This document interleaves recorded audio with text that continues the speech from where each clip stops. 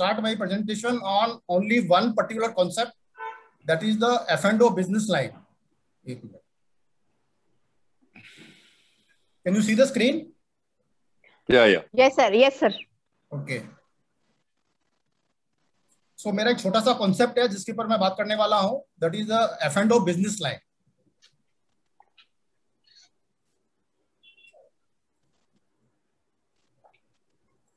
Now, the first line what I'm telling you, why F&O business line and not F&O trading line?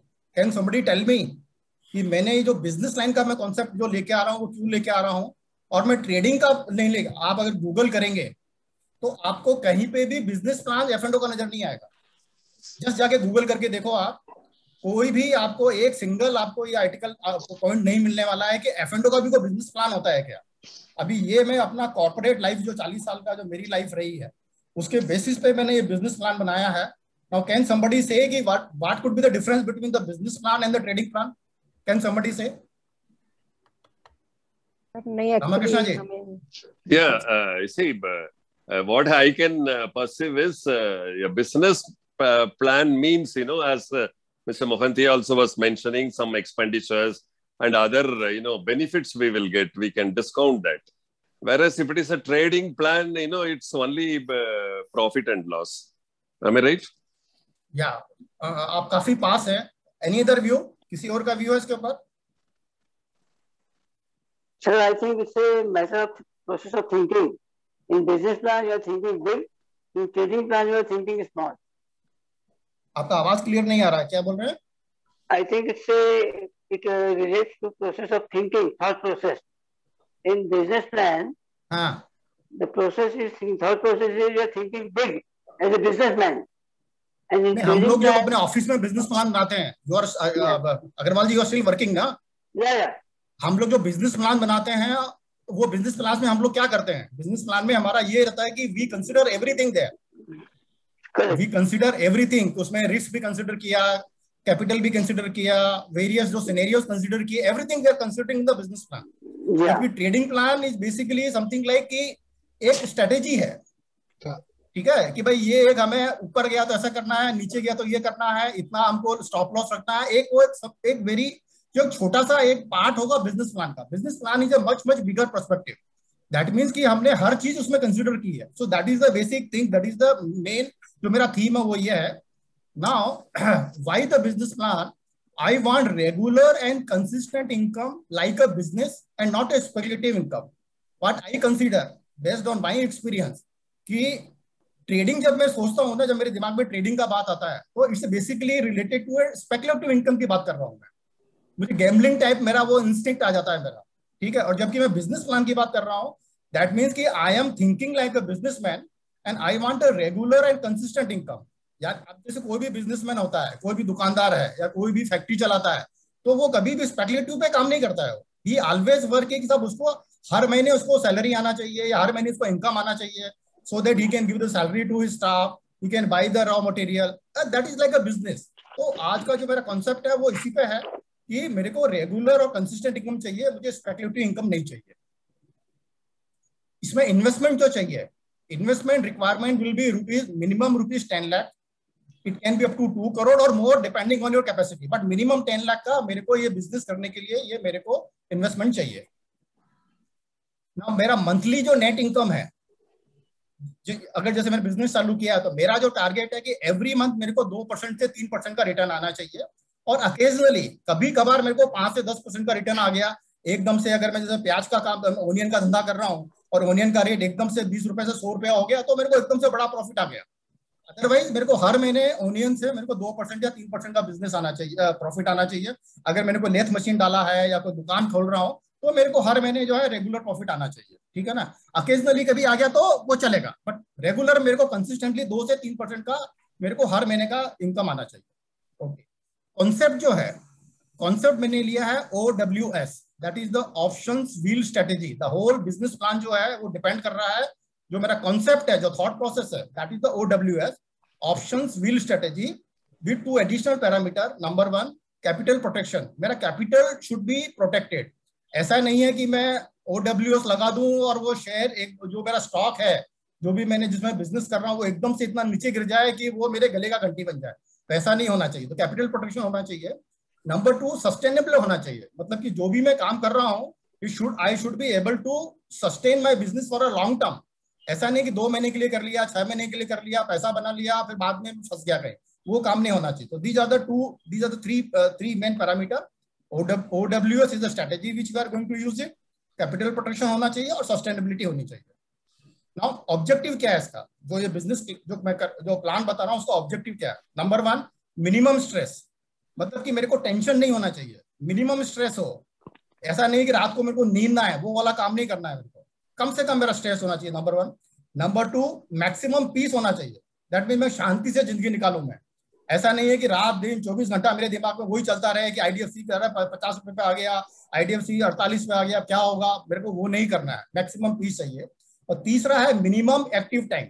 Minimum active time का मतलब यह है कि मेरा जो स्क्रीन पे जो टाइम है that should be the minimum.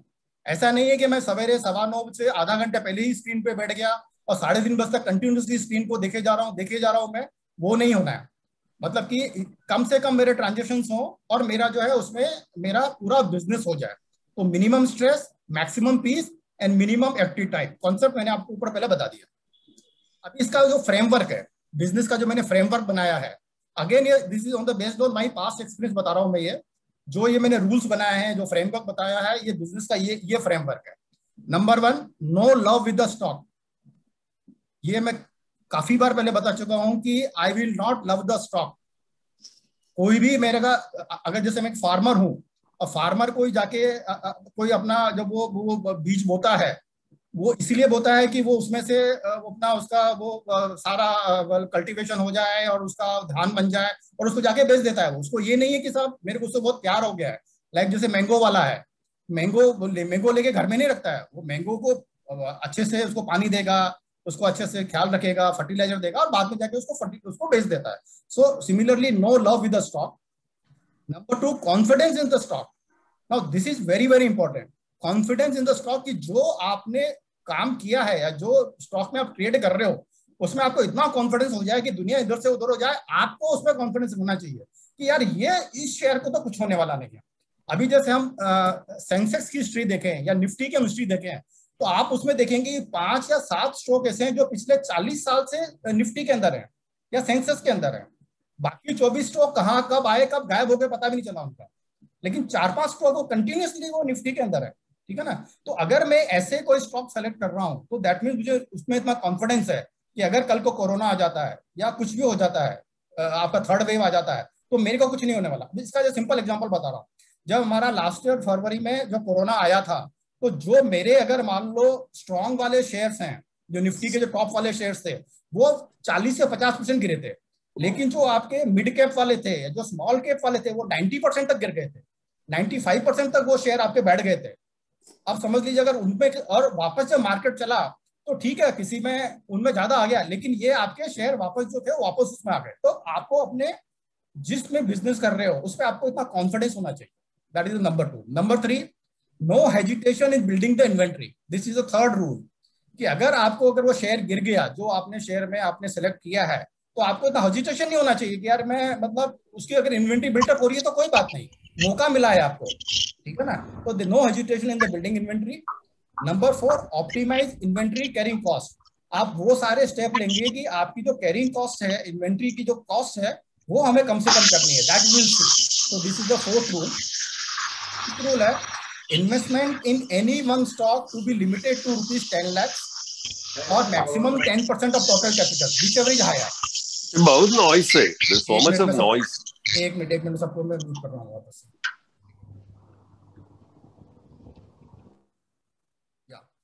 So the investment in any one stock to be limited to ₹10 lakhs or maximum 10% of total capital, whichever is higher, and no more than 20% in any stock under any circumstances. कहने का मतलब ये है कि अगर आपने 10 लाख का investment है तो आपको 10 लाख का तो एक स्टॉक में 10 लाख चला जाएगा। लेकिन जैसे आपने अगर 1 करोड़ का इन्वेस्टमेंट किया है तो एक शेयर में आपका 10% तक आप जा सकता है। 2 करोड़ का किया है तो आप मैक्सिमम जो है उसमें 20 लाख का इन्वेस्टमेंट कर दोगे आप।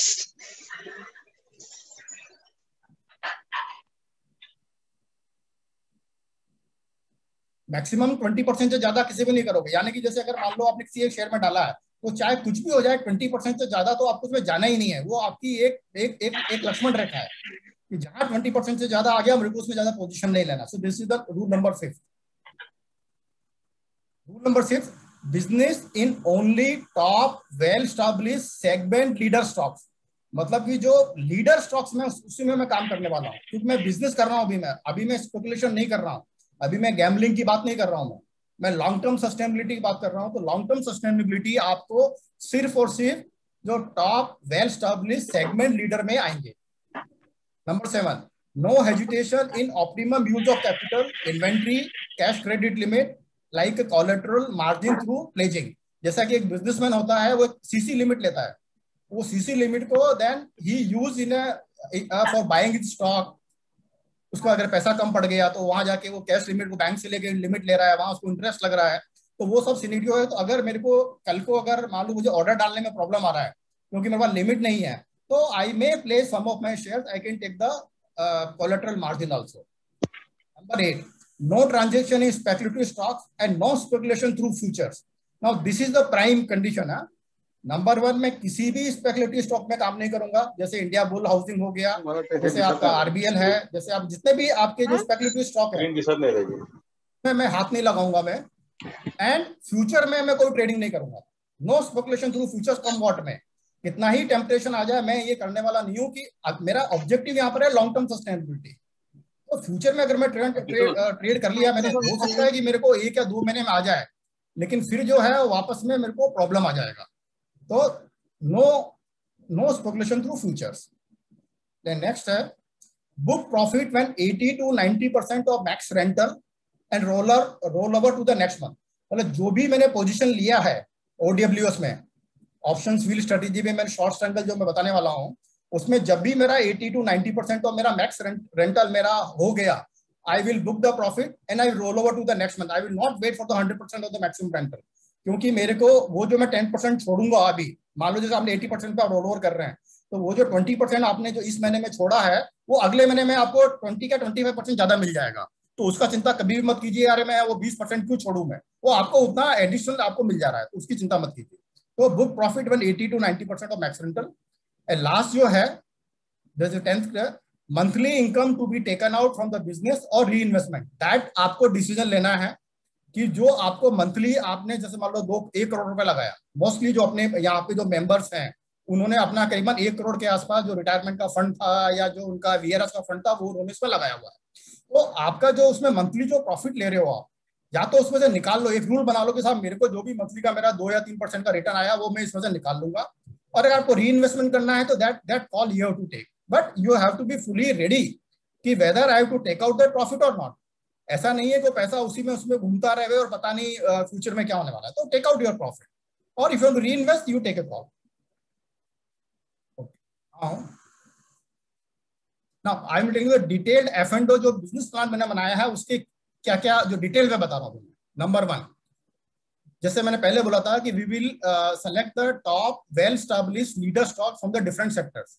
तो इसमें मैंने सेलेक्ट किया है Reliance. Reliance is the undisputed number 1 in India today, तो 1 is the Reliance. Number 2, banking sector में से you have HDFC bank, ICICI bank, Kotak bank, Axis bank. अगर हम निफ्टी में देखें, I will select the HDFC bank which is number 2 now right now. अगर आपको HDFC bank नहीं पसंद आ रहा है तो you can go for ICICI और कोटक और axis, but I will prefer for this strategy at the HDFC bank. Third आपको लेना है आईटी में से। नाउ आईटी में you have Infosys, you have TCS, you have HCL technology, you have a Tech Mahindra. I will go with the Infosys, who is the market leader. So that is the number 3, Infosys. Then you have HDFC. Then you have a Hindustan Lever. Hindustan Lever from your FMCG sector. अब Hindustan liver के साथ में आपको Nestle भी है, आपका मेरिको और पता नहीं और कितने जो भी है, but we will go with the Hindustan Unilever. Then L&T from the construction sector, engineering, Asian Paints, Bharti Airtel, Maruti, Tata steel, Sun Pharma. ये मैंने 10 या 11 सेक्टर सेलेक्ट किए हैं।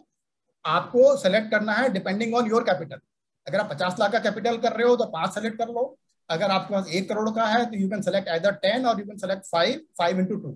जो आपको पसंद आता है वो लेना है, बट लेना लीडर को ही है, क्योंकि लीडर कभी आपको धोखा नहीं देगा। धोखा देगा भी थोड़ा सा धोखा देगा, हो सकता है 5% 10% का थोड़ा प्रॉब्लम आ जाए, लेकिन वो वापस जो है आपको आपको पैसा ही बना के देने वाला है। तो अपने को लीडर के साथ चलना है। तो लीडर में जैसे रिलायंस है, अब रिलायंस में जब आप काम कर रहे हो तो आप ये मान के चलिए कि पूरा मुकेश अंबानी और उसकी पूरी फैमिली और उसकी प्रोफेशनल टीम आपके लिए काम कर रही है, because you are the shareholder of the Reliance, ठीक है ना। एचडीएफसी बैंक में अगर आपने इन्वेस्टमेंट किया तो पूरा एचडीएफसी का जो आज वर्ल्ड का जो टॉप आपकी फाइनेंशियल कॉन्ग्लोमरेट जो माना जा रहा है वो आपके लिए काम कर रहा है। तो we will work with the top banks. So now next है focus on the next month OTM call and put premium. जैसे अभी जुलाई का महीना चल रहा है, तो जुलाई के महीने में we will focus on the August month. तो मिनिमम मेरे को 45 डेज का टाइम चाहिए, तभी मेरे को उसमें लिक्विडिटी भी मिलेगा और मेरे को अच्छे प्रीमियम मिलने वाले हैं बिकॉज ऑफ द थीटा जो मैक्सिमम जो आपको मिलता है वो 45 टू 50 डेज के आसपास मिलता है। उसके पहले अगर जाओगे तो आपको लिक्विडिटी नहीं मिलेगा। हाँ, रिलायंस में मिल जाएगा आपको, रिलायंस में आपको सितंबर का भी मिल जाएगा, एचडीएफसी बैंक में भी सितंबर का मिल जाएगा। लेकिन अगर आपको नहीं मिल रहा है तो 45 days is the ideal time, 45 to 50 days ideal time which you have to select. और now what you to do, you have to calculate the return on notional capital, that is ROC जिसको हम बोलते हैं। तो ROC आपको कैसे निकालना है कि total call premium plus total OTM put premium divided by the capital required for covered short strangle. अभी इसमें कुछ लोग बोलेंगे कि साहब हम तो मार्जिन पे कैलकुलेट करेंगे। नहीं, मैं मार्जिन पे नहीं कैलकुलेट करने वाला, क्योंकि मैंने सिक्योर्ड काम कर रहा हूँ, मैं कवर्ड सिक्योर्ड वाला काम कर रहा हूँ। तो हो सकता है मेरे को पूरा कैपिटल जरूरत पड़ जाए, तो मैं मेरा जो रिटर्न निकालूंगा वो मैं इस पर निकालूंगा। मैं ट्रेडिंग नहीं कर रहा हूँ, मैं गैम्बलिंग नहीं कर रहा हूँ।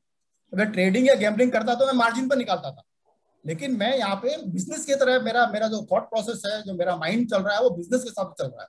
तो बिजनेस में सदा वो लोग आरओसी निकालते हैं कि मेरा रिटर्न ऑफ कैपिटल मेरा कितना है, आरओसी निकालते हैं, return of capital on the capital employed कितना है। तो वो हिसाब से मैंने आरओसी निकाला। Then ROC should not be calculated on margin since we are doing real business and not trading और स्पेकुलेटिंग। जब आप ट्रेडिंग और स्पेकुलेटिंग करते हैं तो you take various positions and then you can calculate ROC on the margin, but here we are doing real business, so we will calculate like this only on the total capital. Now the rules here हैं. Number one, only for here one PKG, one small doubt, because you are using this terms for beginners. There is a little confusion whether you call it a wheel strategy or a, it is a straddle. In some other context, when we had discussed, you had used the word straddle. I hope you mean the same with both the terms. OWS में क्या होता है कि वो मैं आपको detail में बताऊंगा अभी मैं। OWS जो पूरा जो स्ट्रेटेजी है वो OWS है, but basically we are working on covered short strangle only. इसमें जो है इसका जो बैकबोन है वो कवर्ड शॉर्ट स्ट्रैंगल है, बट कवर्ड शॉर्ट स्ट्रैंगल के बाद के क्या क्या स्टेप लेने हैं। कवर्ड शॉर्ट स्ट्रैंगल में अगर जैसे आपका कॉल अगर आईटीएम हो गया या अगर पुट आपका आईटीएम हो गया तो हमें क्या करना है वो ये बिजनेस प्लान में आ रहा है, ठीक है। और इसको कैसे करना है वो मैं बता रहा हूँ मैं अभी आपको। जो इसमें नंबर 1 क्या करना है कि only 4 transactions to be done in equity for covered call and 2 transactions for cash secured put. मैं फिर से बता रहा हूँ, 4 ट्रांजेक्शन करने हैं आपको इक्विटी के अंदर और 2 ट्रांजेक्शन करने हैं आपको कैश सिक्योर्ड पुट वाले केस में, इक्विटी में। दोनों इक्विटी मतलब जब आपको शेयर का खरीदना है 4 बार में कवर्ड कॉल वाले सिनेरियो में, और कैश सिक्योर्ड वाले पुट में आपको 2 ट्रांजेक्शन करने हैं। कवर्ड कॉल के अंदर आपको क्या करना है कि आफ्टर बाइंग, सर ये पॉइंट नहीं समझ आया कि 4 ट्रांजैक्शन करने और 2 मैं आपको बता रहा हूँ, मैं आपको एक्चुअल एग्जांपल बताऊंगा। आप ये याद रखिए कि कवर्ड कॉल में मेरे को 4 ट्रांजैक्शन करने हैं और कवर्ड पुट में मेरे को 2 ट्रांजैक्शन करने हैं, दैट्स ऑल, और कुछ नहीं करना है, ठीक है ना। अभी कवर्ड कॉल में आपको क्या करना है कि पहला 25% जो आप लॉट खरीदेंगे वो at the time of covered short strangle करेंगे। जब भी आपने कवर्ड शॉर्ट स्ट्रैंगल किया है, आपने जैसे कॉल का प्रीमियम देख लिया, पुट का प्रीमियम आपने कर लिया, उसके बाद आपने आरओसी निकाल लिया कि मेरा 2% का 3% का रिटर्न आ रहा है and I am happy with my 2 और 3% जो मेरा टारगेट है। देन आप क्या करेंगे कि पहला जो ट्रांजेक्शन करेंगे वो 25% ऑफ द लॉट करेंगे। जैसे आपने रिलायंस में डिसाइड किया आपने कि भाई रिलायंस में मुझे जो है शॉर्ट स्ट्रैंगल करना है, तो अभी आप रिलायंस का 250 शेयर का लॉट है, तो 250 का जो 25% होता है वो शेयर आप जो है पहली बार में खरीदेंगे, ठीक है। और उसके बाद का जो नेक्स्ट ट्रांजेक्शन होंगे, जो नेक्स्ट 3 ट्रांजेक्शन होंगे जो 25% के और होंगे, वो आप सिर्फ तब करेंगे जब ये अप ट्रेंड में शेयर होगा। अगर वो शेयर अप ट्रेंड में नहीं है तो आप 2nd, 3rd और 4th ट्रांजेक्शन नहीं करेंगे। फिर से समझ लीजिएगा, पहला ट्रांजेक्शन आपने तब किया जब आपने शॉर्ट स्ट्रैंगल किया, उस समय आपके पास में कोई भी शेयर नहीं है और आप सिर्फ 25% ऑफ द लॉट खरीद रहे हैं। इसके अंदर बहुत बड़ा कॉन्सेप्ट है। इसके अंदर कॉन्सेप्ट ये है कि मैं एवरेजिंग कर रहा हूं विद पिरामिड प्रिंसिपल, कि जब शेयर ऊपर जाएगा तब मैं शेयर खरीदूंगा, नीचे जाएगा तो मैं शेयर नहीं खरीदूंगा। आज हमारा कवर्ड कॉल में सबसे बड़ा प्रॉब्लम क्या है कि हमने जैसे मान लो एकदम से शेयर खरीदे और वो शेयर वहीं से गिरना चालू हो गया, तो वो जो शेयर हमने खरीदा होता है वो अपने गले की घंटी बन जाता है, ठीक है ना, वो शेयर वहां से गिरने लग जाता है तो प्रॉब्लम हो जाता है। इस ये वाले प्रिंसिपल में क्या है कि आपने सिर्फ 25% ही माल खरीदा है, 75% आपने माल नहीं खरीदा। अगर जैसे आपने मान लो रिलायंस का खरीदा 2100 में और रिलायंस 2100 से ऊपर जाता है तो मैं बाकी के 3 ट्रांजेक्शन करूंगा, 2100 से अगर नीचे जाता है तो मैं सेकंड ट्रांजेक्शन नहीं करूंगा, तो एटलीस्ट मेरा 25% पैसा ही फंसा हुआ है, 75% तो पैसा अभी भी मेरा बचा हुआ है। So that is the concept, this is known as a pyramid principle averaging, यानी कि जैसे जैसे शेयर ऊपर जाएगा मैं शेयर खरीदता जाऊं। कोई बोले यार मैं पहले ही क्यों नहीं खरीद लेता, हाँ पहले भी खरीद सकते थे आप सारे के सारे, लेकिन अगर शेयर गिर जाता तो, जैसे आपने 100% शेयर खरीद लिया आपने कवर सिंगल के टाइम पे, और वहीं से अगर शेयर गिरने लग गया तो रेंटल मिलेगा 10 रुपए और शेयर गिर गया 30 रुपए, तो क्या करोगे आप? तो अपने को से 25% खरीदना है कवर्ड कॉल के अंदर। सिमिलर अब इसके अंदर आपने जैसे आपने 25% पे आपने ले लिया, और जब आप ये डिलीवरी दे दोगे, आप मान लो शेयर और ऊपर जा रहा है, अप ट्रेंड में शेयर और ऊपर जा रहा है, तो आप डिलीवरी दोगे, जब भी आपका ओटीएम का कॉल आईटीएम हो जाएगा, यानी कि जो आपने पहले जब आपने स्ट्रैंगल किया था और जो आपका ओटीएम का कॉल था वो जैसे आईटीएम होगा आप डिलीवरी दे दोगे, क्योंकि अपना कंट्री पहला नंबर का रूल क्या था कि no love with the share, चाहे वो रिलायंस हो, चाहे एचडीएफसी हो, चाहे कोई भी हो, मेरे को आई will not love with the share. तो अगर मेरा शेयर अगर मेरा वो रिलायंस का शेयर आईटीएम हो गया है, I will give the delivery, आंख बंद करके डिलीवरी दे दूंगा मैं, and I will repeat the same short strangle again. फिर से मैं जो है शॉर्ट स्ट्रैंगल वाले कॉन्सेप्ट पे आ जाऊंगा, वो शेयर पसंद नहीं आ रहा था दूसरे शेयर में चला जाऊंगा, बट अगेन मैं उसको शॉर्ट स्ट्रैंगल में जाऊंगा। पुट तो स्क्योर ऑफ नहीं किया, अभी पुट तो स्क्योर ऑफ नहीं किया। हाँ पुट नहीं किया मैं, पुट का तो वैसे जीरो हो जाएगा ना, कुछ शेयर ऊपर जा रहा है। अच्छा ठीक है सर, ठीक है। पुट का तो आपका क्लोजिंग पे जब आपका ऊपर जा रहा है तो वो तो वैसे ही जीरो हो जाएगा, क्योंकि आपका तो शेयर अप ट्रेंड में है। रिलायंस जो है 2100 का लिया 2400 हो गया, तो 2400 हो गया तो वो तो आपका जीरो हो ही जाएगा, ठीक है, तो पूरा पूरा वो तो रेंटल मिलने वाला है। अभी कैश इक्विटी पुट में क्या करेंगे, कैश इक्विटी पुट में क्या करेंगे, जो हमने 25% जो शेयर खरीदा था शॉर्ट स्ट्रैंगल करते समय 25% जो लिया था, अगर शेयर गिरता है तो मैं एवरेजिंग नहीं करूंगा। तो प्रिंसिपल क्या बोलता है, no averaging in the loss principle. जब भी शेयर गिरता है, it's like a falling knife, जब भी शेयर गिरता है मैं एवरेजिंग नहीं करूंगा, चाहे वो टाटा मोटर हो, चाहे वो अदानी एंटरप्राइजेज हो, अगर वो शेयर गिर रहा है तो मैं एवरेजिंग नहीं करूंगा। शेयर ऊपर जाएगा तो मैं एवरेजिंग करूंगा, पर नीचे जाएगा तो एवरेजिंग नहीं करूंगा। जितने भी आपके वर्ल्ड के जो बड़े ट्रेडर्स हैं वो इसी प्रिंसिपल पे काम करते हैं, प्रॉफिट को वो मल्टीप्लाई करते हैं, लॉस में वो एवरेजिंग नहीं करते, या तो निकल जाते हैं और या उसको वहीं का वहीं रहने देते हैं। लेकिन हम जो रिटेल इन्वेस्टर हैं वो क्या करते हैं कि हम जो है उसको एवरेजिंग करते हैं, तो हमें एवरेजिंग नहीं करना है। तो इसमें क्या है कि फर्स्ट बाइंग जो 25% का हमने किया था वो हमने उसी समय ले लिया जब मैंने कैश इक्विटी पुट किया था। So that means after buying 25%, first buying of 25% of lot at the time of short strangle, next buying to be done only in the expiry week. जब एक्सपायरी वीक में जब आपका अगर put ITM हो गया है तो उस समय मैं बैलेंस 75% ऑफ द लॉट खरीदूंगा, मैं 100% नहीं खरीदूंगा उस समय भी, क्योंकि 25% में वो ऑलरेडी पड़ा हुआ है। मैं लॉन्ग टर्म सस्टेनेबिलिटी की बात कर रहा हूं मैं, तो अभी जो हमारे नॉर्मल प्रिंसिपल काम नहीं कर रहे हैं, नॉर्मल प्रिंसिपल की बात नहीं कर रहा हूँ, जो पूरा का पूरा लॉट लेते हैं, मैं 75% ही लूंगा, तो 25% तो मेरा ऑलरेडी रखा हुआ है। नहीं तो क्या हो जाएगा, 125% माल हो जाएगा, तो मुझे वो 125% नहीं करना है, ठीक है ना। तो you will by the 75% of balance stock जब आपका ओटीएम पुट आपका आईटीएम हो जा रहा है, and no averaging in the loss principal.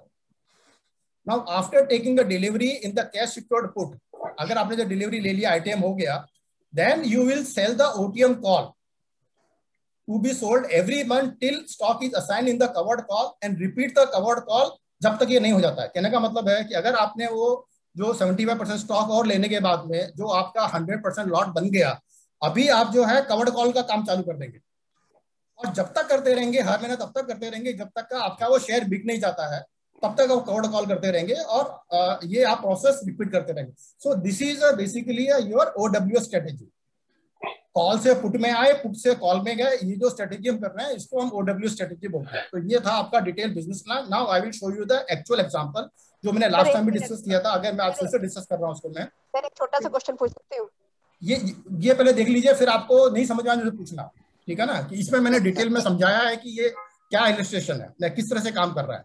तो F&O business plan illustration, suppose मेरा जो फेवरेट BPCL का है, BPCL का CMP जो 460 है और आपने 420 का पुट 10 रुपए में बेचा है, और 500 का कॉल आपने 10 रुपए में बेचा है, यानी कि आपने शॉर्ट स्ट्रगल किया है, ठीक है। 420 का पुट बेचा है, 420 का कॉल बेचा है, शेयर आपके पास एक भी नहीं है, फिर मैं बता रहा हूँ शेयर आपके पास एक भी नहीं है, फिर भी आपने कॉल भी बेचा है, पुट भी बेचा है। अब इसमें आप जब आप ये शॉर्ट स्ट्रगल कर रहे हैं, आप नंबर 1 करेंगे 25% of the lot size, that is 450 share in 460 में आप खरीद लेंगे, 25% आप शेयर खरीद लेंगे। अभी आप देखेंगे इसका ट्रेंड कैसा चल रहा है, कि बीपीसीएल ऊपर जा रहा है या बीपीसीएल नीचे जा रहा है, दैट विल सी। लेकिन इसके पहले हम what is our return on national capital, 10 रुपया कॉल का, 10 रुपया पुट का, 20 रुपए डिवाइडेड बाय पुट का जो मेरा नेट प्राइस है और कॉल का जो मेरा नेट प्राइस आएगा, यानी कॉल का मेरा 420 माइनस 10, और अगर मेरा कॉल ऊपर चला जाता है, पुट का था 420 माइनस 10 और कॉल का होता 500 प्लस 10, तो मेरा रिटर्न आ रहा है 2.2%, मेरा मंथली मेरा जो रिटर्न आ रहा है, मेरा टारगेट पूरा हो रहा है जो मेरा 2% का था। Okay, now we will talk of the up trend, averaging with pyramid principle, up trend with pyramid principle. तो अगर जो आपने बीपीसीएल का जो पहला शेयर जो 460 में लिया था, उसके बाद में अगर बीपीसीएल का शेयर 470 चला जाता है, 460 से 470 हो जाता है, तो you will by the another 25% share, तो 470, तो आपका एवरेज हो जाएगा 465। अभी आप इसमें देखिए, कॉन्सेप्ट समझिएगा, ये पिरामिड प्रिंसिपल कैसे काम कर रहा है। जो आपका ओरिजिनल जो 450 शेयर था, वो भी आपका 15 रुपए बढ़ गया, ऑल्दो आपने 470 में शेयर खरीदा है। अभी आपने 470, आप कहेंगे मैं 460 में खरीद लेता था, लेकिन हमने देखा ना कि 460 में खरीदने का आपको डाउट ही है कि नीचे चला गया तो मैं क्या करूंगा। तो यहाँ पे शेयर आपका ऊपर जाने के बाद में आपकी एवरेजिंग प्राइस 465 रही है, अभी वो शेयर आपका और ऊपर चला जाता है, 480 चला जाता है, तो मैं बैलेंस, तो मैं अगला 25% जो तीसरा ट्रांजेक्शन करूंगा, मैं 25 एक कर लिया, दूसरा 475 पे गया, और तीसरा मैं 480 पे फिर मैं 25% शेयर कर दूंगा, 450 शेयर। अभी मेरा एवरेज हो जाएगा 470, 450 plus 470, 480 divided by 3, that become 470, ठीक है। रेट चल रहा है अभी 480, तो आई एम स्टिल बेटर, मेरा 470 से 480 है, मेरे इतने शेयर में था प्रॉफिट है। अभी जब आपका बीपीसीएल का शेयर आपका 20 रुपया बढ़ गया है, तो आपका जो 420 का जो पुट था वो आपका विनिंग हो गया है, तो उसको आप जो है उसमें प्रॉफिट बुक करके उसको रोल अप कर दीजिए, आप समझिएगा इसको। जो आपका 420 का पुट था, या तो उसको छोड़ दो तो कोई बात नहीं है, लेकिन अगर आप चाहो थोड़ा सा और पैसा निकालना है इसमें से, तो उसमें प्रॉफिट बुक करो, और जो आपका जो 420 का पुट था उसको 440 पे आप उसको रोल ओवर कर दो, तो उसमें आपको 5 रुपए आपको एडिशन मिल जाएगा। Now if BPCL rises to 490, वो और बढ़ गया शेयर आपका 490 आ गया, तो आप जो बैलेंस जो फाइनल 25% था, यानी आपका पूरा लॉट बनाने के लिए, वो आप 490 पे खरीद रहे हो, उससे आपका एवरेज प्राइस हो जा रहा है 475। यहाँ पे मैंने कोशिश किया गया है कि मैं मार्केट के साथ साथ चल रहा हूँ, मैं अब ट्रेंड जा रहा है तो मैं मार्केट के साथ हूँ, वो मेरा कोशिश है, ठीक है ना। मैं एक साथ से इन्वेंट्री बिल्डअप नहीं कर रहा हूँ, मैं धीरे धीरे इन्वेंट्री बिल्डअप कर रहा हूँ, और एट द सेम टाइम मैं मार्केट के साथ भी चल रहा हूँ। नाउ अगर बीपीसीएल 500 के ऊपर निकल गया एक्सपायरी पे, तो मैं डिलीवरी दे दूंगा, आंख बंद करके मैं डिलीवरी दे दूंगा 500 के अंदर। तो मेरा प्रॉफिट कितना होगा, 20 रुपया मेरे को स्ट्रेंगल से आया, इक्विटी से मेरे को आया 500 माइनस 475, 25 रुपीज, और 440 के पुट से मेरे को 5 रुपया मेरे को और मिला, तो टोटल प्रॉफिट मेरे को आ गया 90,000 रुपीज, मतलब 90,000 रुपए का मेरा प्रॉफिट आ गया। और ये मेरा वो वाला जो प्रॉफिट है जो मेरे को कभी कभी आएगा, तो मैंने लगा था ना कि अकेजनली मेरे को 5 या 10% प्रॉफिट आ जाए, नहीं तो मेरा मंथली 2% प्रॉफिट आए तो वो चलेगा। तो ये हम 2% वाली कैटेगरी से अभी हम कैटेगरी में आ गए 5% से ज्यादा वाला प्रॉफिट, क्योंकि आपको 25 रुपीज आपको और मिल गया, तो अभी आपको 90,000 का प्रॉफिट आ गया है। आपने जो इन्वेस्टमेंट किया था 10 लाख रुपए पे, यानी ऑलमोस्ट आपको 9% का प्रॉफिट आ गया। और फिर आप ये जो शॉर्ट सिंगल स्ट्रेटेजी है, क्योंकि आपने डिलीवरी दे दिया है, you repeat your short single strategy, ये हो गया अप ट्रेंड में। अभी हम बात करेंगे डाउन ट्रेंड की। डाउन ट्रेंड में हमने प्रिंसिपल लाया था कि no averaging in the loss principle, मतलब एवरेजिंग के अंदर हम जो है लॉस उसमें एवरेजिंग नहीं करेंगे। तो अगर बीपीसीएल 450 से 430 तक आता है तो कोई एक्शन नहीं लेना है, आपको कुछ नहीं करना, चुपचाप बैठे रहिए, देखते रहिए तमाशा, देखेंगे क्या होगा। आपको जो टेम्पटेशन आ जाएगा मैं 100 शेयर ले लूँ, 200 शेयर ले लूँ, नहीं खरीदना है, कुछ नहीं करना, चुपचाप बैठे रहिए। जब बीपीसीएल 430 पे अगर आ जाता है, तो आपका जो 500 वाली कॉल थी उसको आप रोल डाउन कर लीजिए, तो उसमें से आपको प्रॉफिट निकाल लो आप, और उसको आप 5 रुपए में 8 रुपए में जिसमें भी आपका बिक रहा है उसको बेचो, और वो 10 रुपए वाले का उसका प्रॉफिट बुक करोगे, तो आपका थोड़ा प्रॉफिट जो है उसमें से निकल आएगा। हाँ, अगर वो शेयर आपका 420 के नीचे गिर जाता है, 420 का आपका जो पुट का प्राइस था, अगर 420 है उससे नीचे गिर जाता है, तो आपको डिलीवरी लेनी है 1800 minus 450 that is 1350 shares in 420। आपको पूरा लॉट का आपको डिलीवरी नहीं लेना है। अपन ने क्या बोला था कि 2 ट्रांजेक्शन कर रहे हैं। एक ट्रांजेक्शन हो गया 450 वाला, वो हमने पहले किया था। सेकंड ट्रांजेक्शन आप कब कर रहे हैं, balance 1800 minus 450 that is 1350 share in 420 में हम जो है बैलेंस का शेयर लेंगे। इससे आपका नेट बाई प्राइस कितना होने वाला है, तो नेट बाई प्राइस निकालने के लिए 20 इंटू 1350 प्लस 450 इंटू 460 माइनस जो आपने प्रॉफिट ऑलरेडी निकाल लिया, जो आपको उसमें आ रहा है 20 रुपए और 8 रुपए, तो आपका एवरेज आता है 402 रुपए। 402 रुपए का एवरेज प्राइस आता। अगर आप मान लो ये सब नहीं करते तो आपका एवरेज प्राइस 400 आता था, लेकिन एटलीस्ट आप मार्केट के साथ चल रहे हैं तो थोड़ा सा ज्यादा दिया, क्योंकि मैंने अप ट्रेंड में फायदा लेना चाहता, तो मेरा एवरेज प्राइस 2 रुपए बढ़ गया, चलेगा। 402 रुपए का एवरेज प्राइस आया। अभी जैसे ही आपका ये लॉट पूरा हो गया, you have to sell 420 call of the next month in ₹15। जो आईडीएफसी में जो लोग बोल रहे हैं ना, जो मैडम बता रही थी कि मैं क्या करूंगी, मैंने अगर डिलीवरी ले लिया, क्यों चिंता करते हो, डिलीवरी ले लो, अगले महीने का कॉल बेचो आप, उसमें आपका जो पैसा आएगा वो आपको कंपनसेट करेगा। तो सिमिलरली यहाँ पे अगर 420 में आ गया, आप डिलीवरी ले लो, चिंता मत करो, उसका आप अगले महीने का कॉल बेचो 15 रुपए के अंदर। अभी अगर जरूरत हो तो आप जो शेयर आपके पास आ गए हैं उससे आप कोलेटरल लिमिट ले सकते हो। अगर जरूरत नहीं है तो बहुत बढ़िया बात है, लेना चाहो, जैसे 2 लॉट हो गए तो 1 लॉट का कोलेटरल ले लो। मैं क्या करता हूँ, मैं 50% लॉट का मैं कोलेटरल लेता हूँ, यानी कि 2 लॉट अगर मेरे पास है तो 1 लॉट का कोलेटरल ले लेता हूँ मैं, 1 लॉट मेरे पास रहने देता हूँ। 4 लॉट अगर मेरे पास हो गए तो 2 लॉट का कोलेटरल लेता हूँ मैं, 2 शेयर को मैं फ्री रखता हूँ कि अगर मुझे इमरजेंसी में डिलीवरी देना पड़ा तो मैं डिलीवरी दे पाऊँ मैं। तो अगर जरूरत है तो लीजिए, नहीं तो मत लीजिए।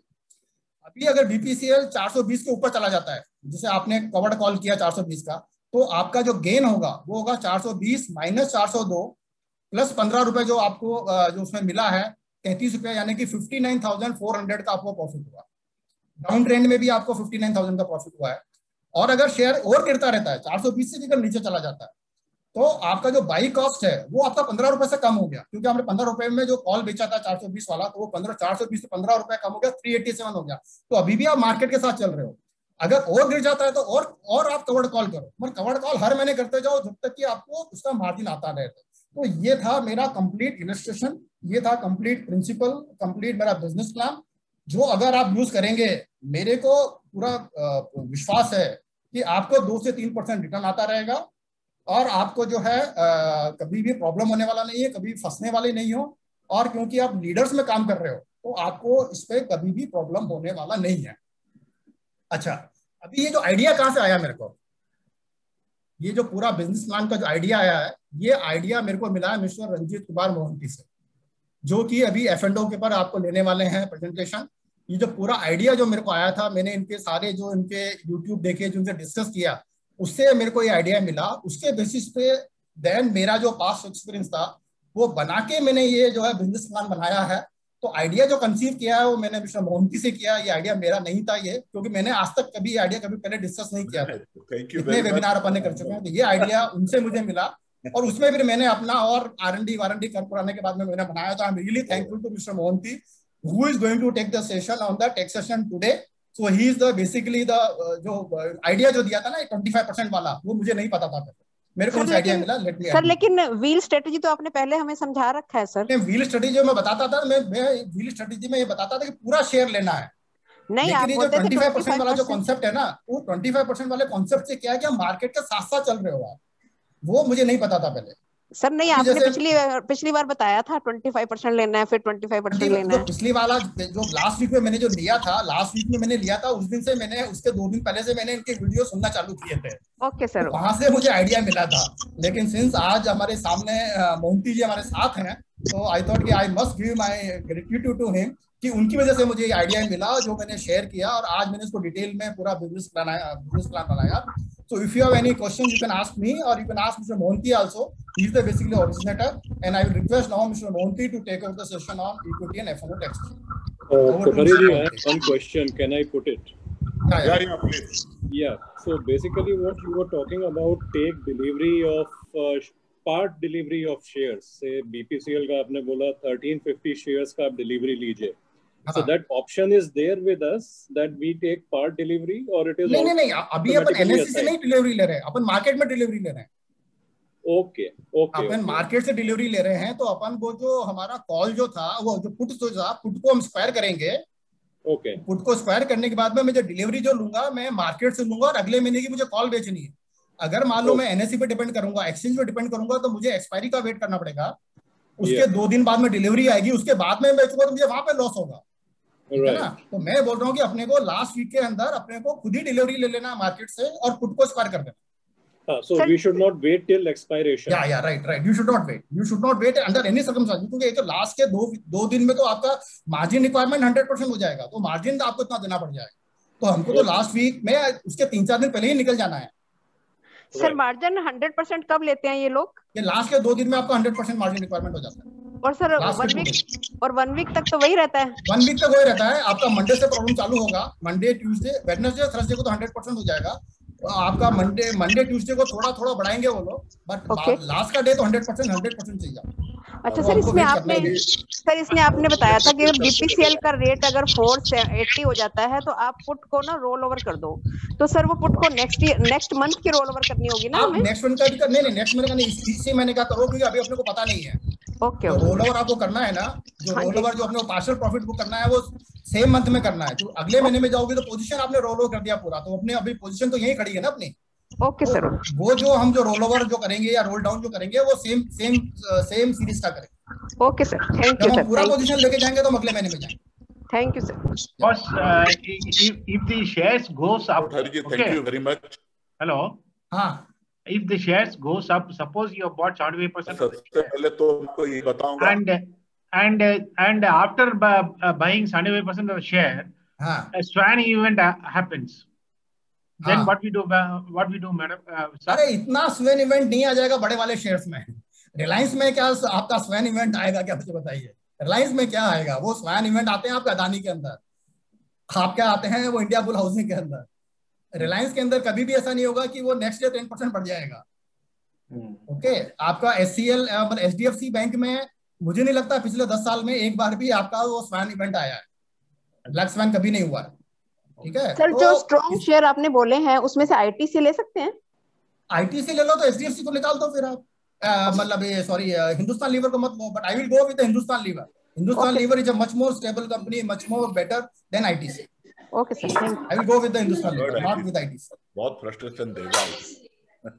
Actually, this PKG, I have one small question that this uptrend and downtrend, which are, many times I was just watching this month TCS, one of the best top shares, and the uptrend and downtrend are reversing so frequently. It just touched 3,400 and then just came down, and then results came further. Now it is dropped to 3,200. So with such a quick, in a short span, such reversal happens. To put this strategy, is giving practically some, problems. Krishna ji, आप long term study ले रहे हो ना, आपने अपने rule बनाए हुए हैं। हाँ, आप बोलिए सर। हाँ, इसके बारे में मैं आपको सचमुच मैं भी सोच रहा था, this question will come from someone. Thanks that you are asking this question. And nobody, I'm actually, by the way, I'm Ranjit Mohanty. After corporate work of about 4 decades, and I retired as a senior vice president HR from Aditya Group. From last year, I retired. And for last 13 months, I'm doing only one strategy, that is option wheel strategy. And I as a mission, I have wanted to popularize it, and I was so happy to see that Mr. Pradeep Kothari has done such a wonderful research. Whatever I have told and whatever I have shown in my about more than 35 videos on option wheel strategy in my YouTube channel, and the exactly same thing happened with me, and still I am in a problem in one of my account. I actually, unfortunately, I am a full-time trader. Morning 7:30 to 3:30 definitely every day. Not a बहुत थोड़ा बीच में I take rest, and at any given point of time I have got 50 open trades to manage. 50. It's a very big number, and as you said rightly, the price is going up and down. What happened? I had a position I have taken in NMDC. Just like TCS, what you said. When NMDC was 210, I thought that, let me buy something at 202.3. I bought some shares. about 1,000, as you said, 25%, around 20% I bought that day. Then since that day, instead of going up, it came down till 90 to 76, 176. Yeah. And I did not have any other choice because it was going up and suddenly going down, going up. Oh. And so if it is a one-sided, it is moving, then there is no problem. But there are fair, as you rightly said, it will go up for a few days and you see, it is going up. Let me cover the next 5% or next 10% when it comes. Exactly. 2008. Yeah. So I got another share at 2008. Then when it comes down, then you are not able to sell call at the proper. I don't strangle very rarely do. I either do CSP or call. Strangle has got its own advantage and disadvantage also. So what has happened? I am still stuck with them. I bought. I think the lot is 6,700. I bought about 20,000 shares in 3 different accounts. 20,000 NMDC shares. So account I have closed it little profit or little loss. I have still got one account. I have got still one more account where I am 1,35,000 down in the equity. But Mr. Kothari has very nicely explained. You must not be worried about NMDC. I guarantee within a year, 3 months mein ho jayega, it will be more than 220. I don't bother, even if it is today 167 or 68.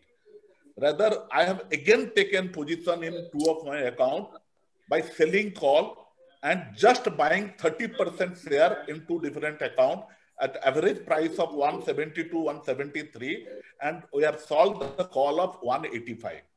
So these things are going on. When you go on doing option wheel strategy, cash secured put, gradually you will get idea. You need not follow Ranjit Mahathi or Mr. Kothari. We give you a guideline. We tell you how to do it. But you also come out in some improvisation.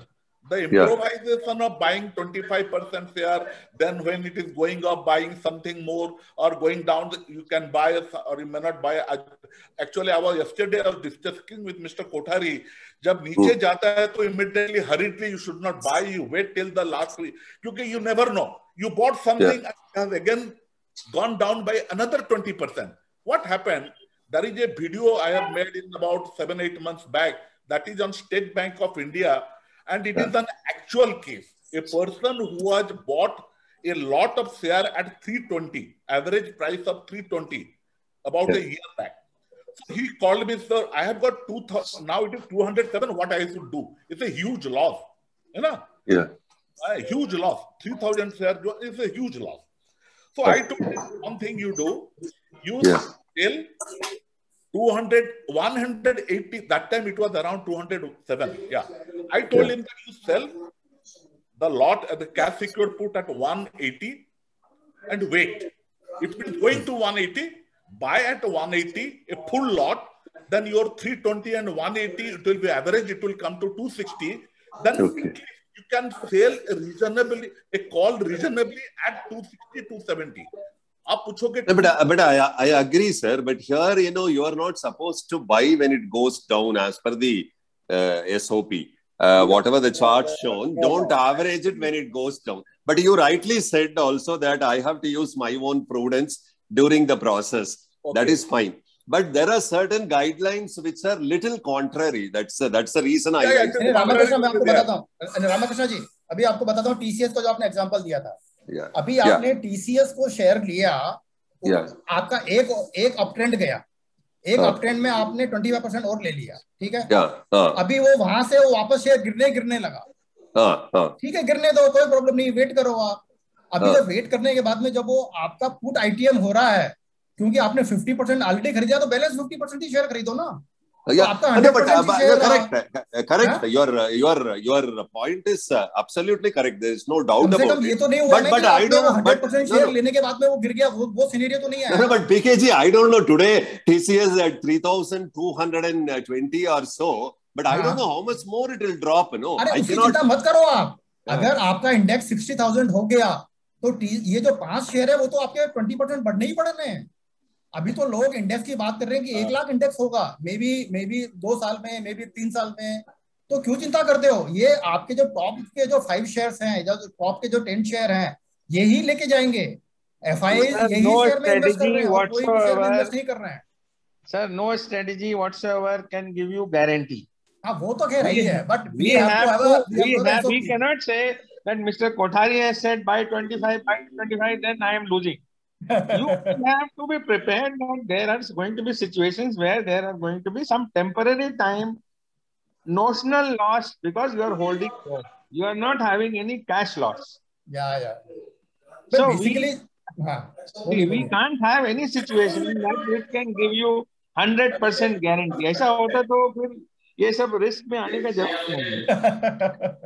Right. मैं आपको पूछूंगा, how many of you know that there is a insurance policy for this all your trades? You know that? I think, I hope some of you must be knowing it. How you can insure your trade? क्या? फिर से बोलिए क्या? How you can insure your trades? Influence your trade. मान लीजिए आपका capital, आपका 40-50 लाख का कैपिटल लिया है. How you are going to insure it? If there is a fall from 16,000 to say 12,000. So how you are going to survive that scenario? Yeah. So how did we survive March, April 2020? That is the same strategy. Let me tell you that. Yeah. There is something called a protective put or merit protective put. So I have made a video on this protective put, and I do it continuously. Even currently, what you do when you buy one protective put of December 2021, 16,000 strike price, December 21 at around 560. Today it is 620. So I bought it at 560, and the moment it becomes 603, I closed it because I know market will again go up. Again, I will buy a protective put. So what happens when you buy 50 का जो unit है, you buy 16,000. So how much insurance gets? 16,000 multiplied by 50, that is 8 lakh rupees. So if your capital is 40 lakhs, so you have to buy minimum 5 lots of protective put of December. Your cost will be around 2.5 lakhs. So at 40 lakhs capital, you should be normally making a profit of at least 1 lakh to 1.5 lakhs every month. Then in 12 months you are getting, and some money you are keeping it in case. Nobody can predict when market will crash. Nobody can predict. But if you have got some protective put, at least some percentage of loss can be compensated. You check that, and उसके बारे में बाद में बात करेंगे. Today we are already cross 15-20 पर 8 minute में late हो चुका हूँ. Finally go, Kothari साहब, with your permission, can I go to the subject, tax? Yeah. Okay. So when I go to the tax matter, let me very clearly said, I told I am a HR person, not a finance person. Whatever it is my experience and my consultation with my chartered accountant. आपका आवाज थोड़ा slow आ रहा है. Can you adjust your mic? अभी ठीक है? Yeah. अभी ठीक है? हाँ, अभी ठीक है. Yeah.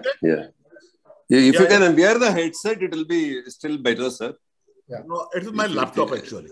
Acha, okay.